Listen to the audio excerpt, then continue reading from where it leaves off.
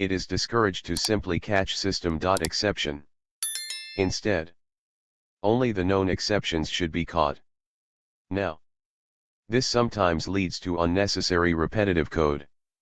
For example, I wonder, is there a way to catch both exceptions and only call the web ID equals GUID.empty call once? The given example is rather simple, as it's only a GUID. But imagine code where you modify an object multiple times. And if one of the manipulations fails expectedly, you want to reset the object. However, if there is an unexpected exception, I still want to throw that higher. Catch system.exception and switch on the types. Edit. I do concur with others who are saying that, as of C# 6.0, exception filters are now a perfectly fine way to go. Catch exception X when X is. Except that I still kind of hate the one long line layout and would personally lay the code out like the following. I think this is as functional as it is aesthetic, since I believe it improves comprehension. Some may disagree. Original. I know I'm a little late to the party here, but holy smoke. Cutting straight to the chase. This kind of duplicates an earlier answer. But if you really want to perform a common action for several exception types and keep the whole thing neat and tidy within the scope of the one method, why not just use a lambda/closure/inline function to do something like the following? I mean, chances are pretty good that you'll end up realizing that you just want to make that closure a separate method that you can utilize all over the place. But then it will be super easy to do that without actually changing the rest of the code structurally. Right? I can't help but wonder. Warning. A little irony/sarcasm ahead. Why on earth go to all this effort to basically just replace the following with some crazy variation of this next code smell? I mean example. Only to pretend that you're saving a few keystrokes. Because it certainly isn't automatically more readable. Granted, I left the 3 identical instances of /* right to a log. Whatever. */return. Out of the first example. But that's sort of my point. Y'all have heard of functions/methods. Right? Seriously. Write a common error handler function and, like, call it from each catch block. If you ask me. The second example with the if and is keywords is both significantly less readable and simultaneously significantly more error-prone during the maintenance phase of your project. The maintenance phase, for anyone who might be relatively new to programming, is going to compose 98.7% or more of the overall lifetime of your project. And the poor schmuck doing the maintenance is almost certainly going to be someone other than you. And there is a very good chance they will spend 50% of their time on the job cursing your name. And of course FXCop barks at you, and so you have to also add an attribute to your code that has precisely zip to do with the running program. And is only there to tell FXCop to ignore an issue that in 99.9% of cases it is totally correct in flagging. And, sorry, I might be mistaken, but doesn't that ignore attribute end up actually compiled into your app? Would putting the entire if test on one line make it more readable? I don't think so. I mean, I did have another programmer vehemently argue once long ago that putting more code on one line would make it run faster. But of course he was stark raving nuts. Trying to explain to him with a straight face, which was challenging, how the interpreter or compiler would break that long line apart into discrete one instruction per line statements essentially identical to the result if he had gone ahead and just made the code readable instead of trying to outclever the compiler had no effect on him whatsoever. But I digress. How much less readable does this get when you add 3 more exception types? A month or 2 from now? Answer. It gets a lot less readable.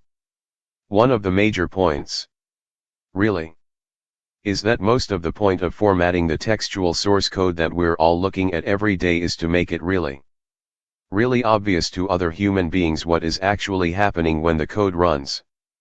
Because the compiler turns the source code into something totally different and couldn't care less about your code formatting style. So all on one line totally sucks. 2. Just saying. As others have pointed out, you can have an if statement inside your catch block to determine what is going on. C#6 supports exception filters. So the following will work. The myFilter method could then look something like this. Alternatively, this can be all done inline. The right-hand side of the when statement just has to be a Boolean expression.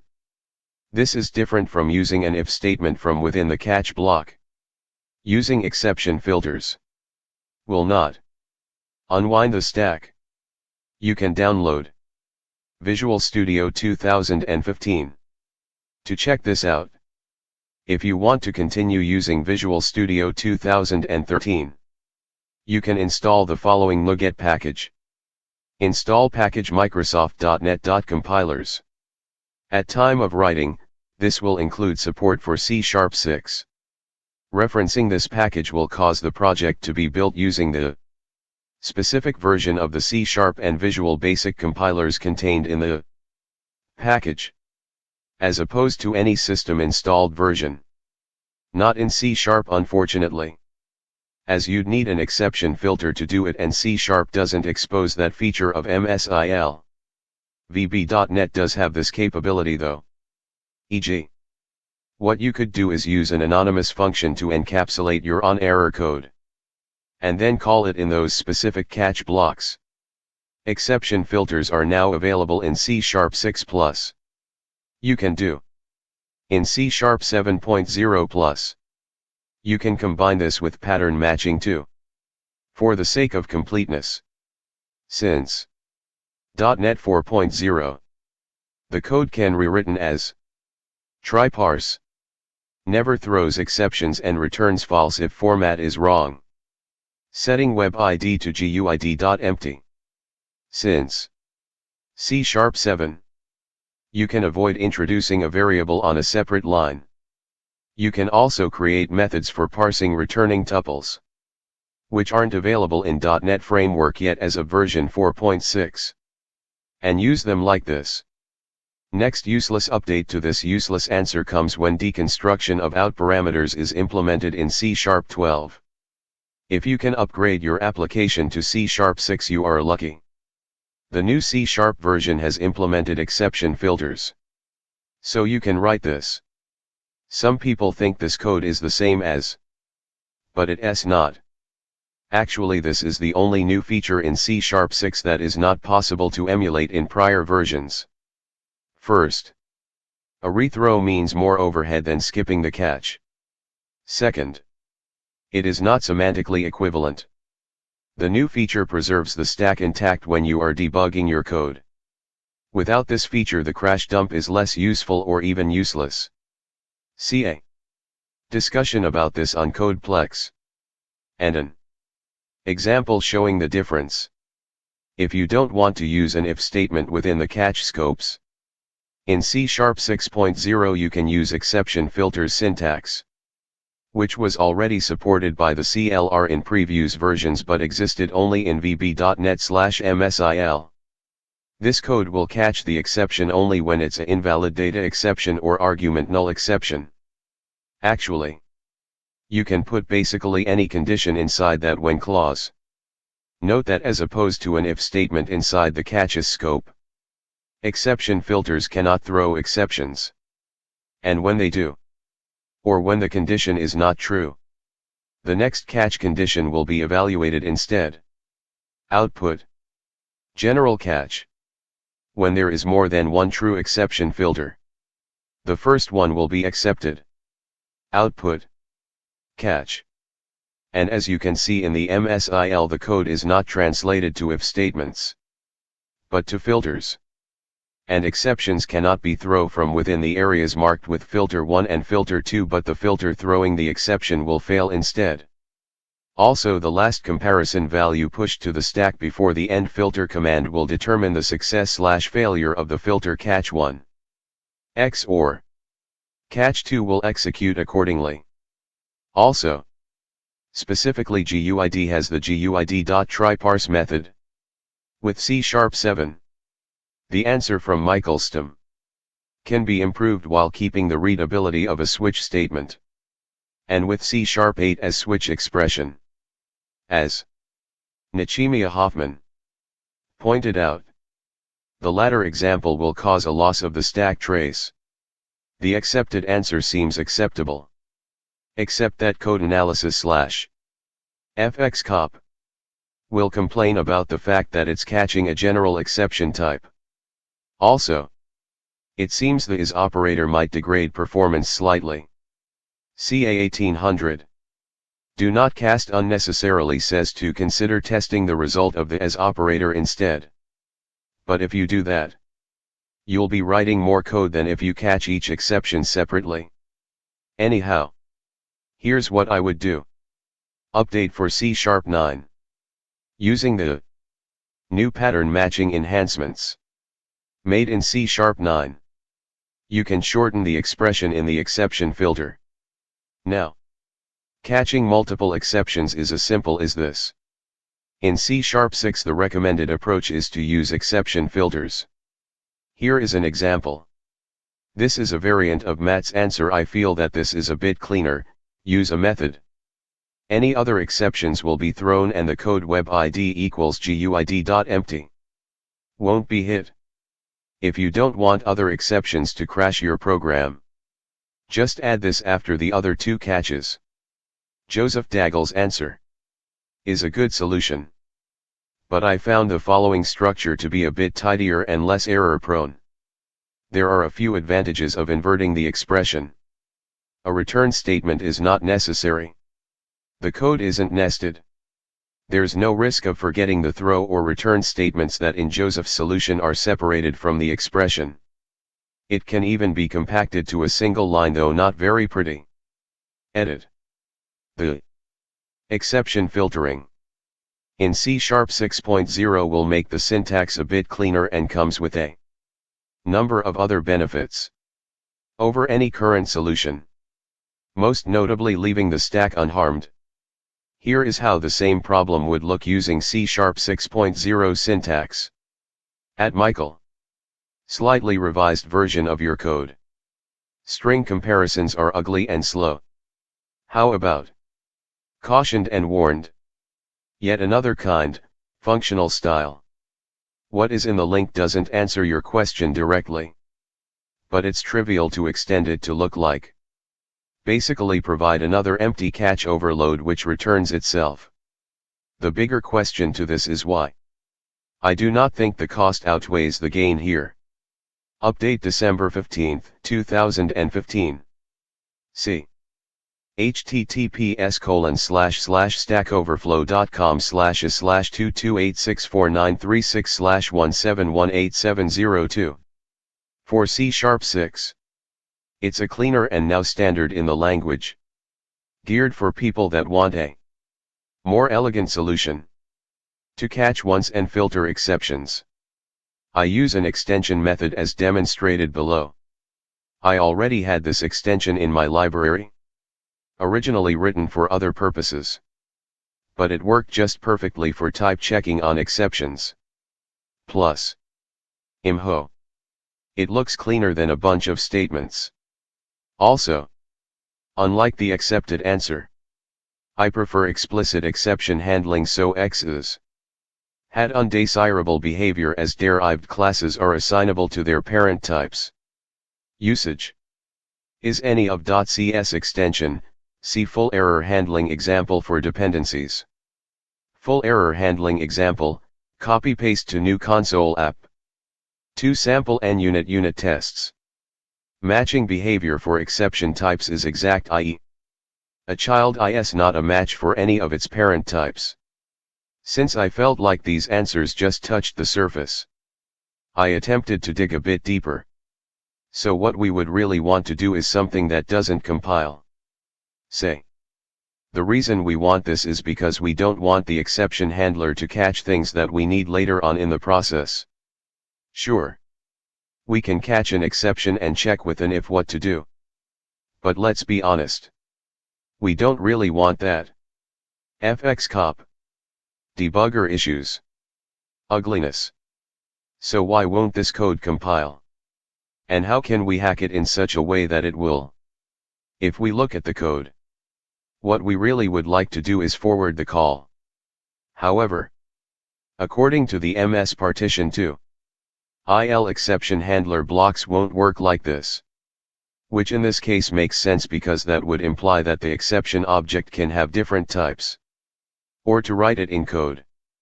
We ask the compiler to do something like this. Well, it's not entirely correct. But it's the closest possible thing, I guess.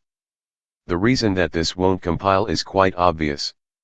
What type and value would the $exception object have, which are here stored in the variables e? The way we want the compiler to handle this is to note that the common base type of both exceptions is exception. Use that for a variable to contain both exceptions. And then handle only the two exceptions that are caught. The way this is implemented in IL is as filter, which is available in VB.NET. To make it work in C#, we need a temporary variable with the correct exception base type. To control the flow of the code, we can add some branches. Here goes. The obvious disadvantages for this are that we cannot rethrow properly. And well, let's be honest. That it's quite the ugly solution. The ugliness can be fixed a bit by performing branch elimination, which makes the solution slightly better. That leaves just the rethrow. For this to work, we need to be able to perform the handling inside the catch block. And the only way to make this work is by an catching exception object. At this point, we can add a separate function that handles the different types of exceptions using overload resolution. Or to handle the exception. Both have disadvantages. To start, here's the way to do it with a helper function.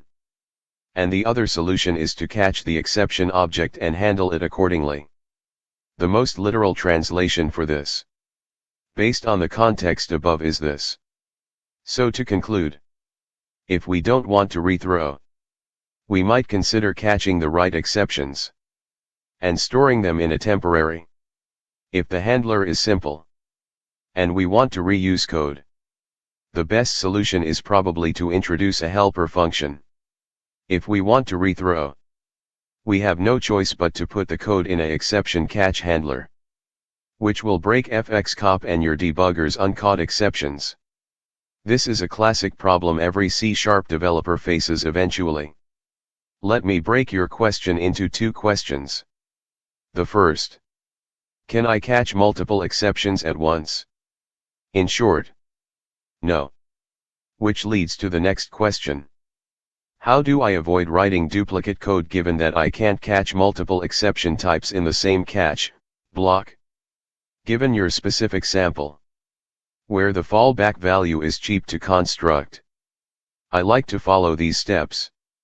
Initialize web ID to the fallback value.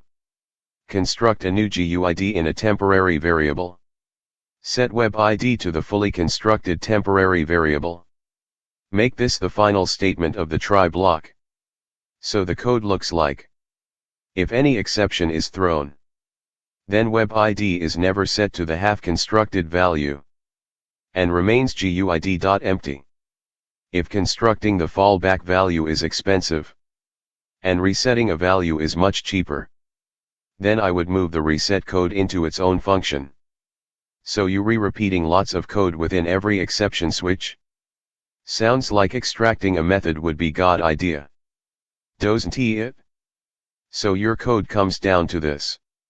I wonder why no one noticed that code duplication. From C#6 you furthermore have the exception filters, as already mentioned by others. So you can modify the code above to this. Note that I did find one way to do it, but this looks more like material for the daily WTF. Wanted to added my short answer to this already long thread. Something that hasn't been mentioned is the order of precedence of the catch statements.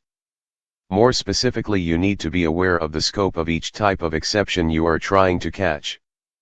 For example, if you use a catch-all exception as exception, it will precede all other catch statements and you will obviously get compiler errors. However, if you reverse the order, you can chain up your catch statements. Bit of an anti-pattern. I think you can put the catch-all exception type at the bottom, and this will be capture any exceptions that didn't cater for higher up in your try-catch block.